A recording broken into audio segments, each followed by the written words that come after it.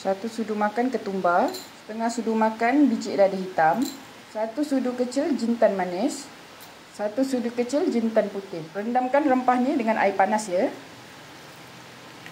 Okay, kemudian kisarkan 1 inci kunyit hidup, halia, 1 inci belacan, sebiji bawang besar dan 3 gelas bawang putih ya.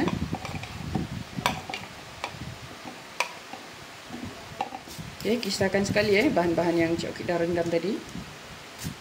Okay, ini bahan Cik Okit dah siap kisar ya. Jom kita start masak. Panaskan minyak, tumiskan bahan kisar tadi ya. Bismillahirrahmanirrahim. Masukkan serai, masukkan lengkuas. Tumiskan semua bahan ni sampai betul-betul garing dan naik bau ya. Bila dah garing, masukkan cili kisar ya. Okay, cili kisar ni ikut kepedasan masing-masing ya. Kita masukkan 3 sendok dulu.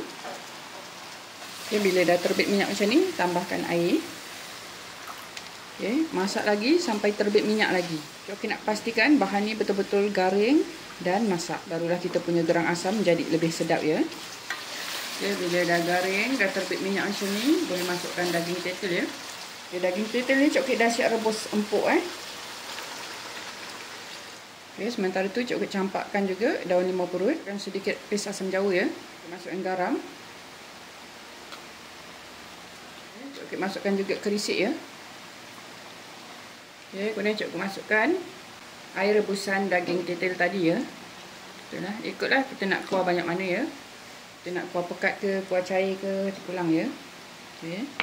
Cik Okit tambahkan sedikit cube pati daging ya. Alhamdulillah, gerang asam daging tetel dah pun siap. Selamat mencuba.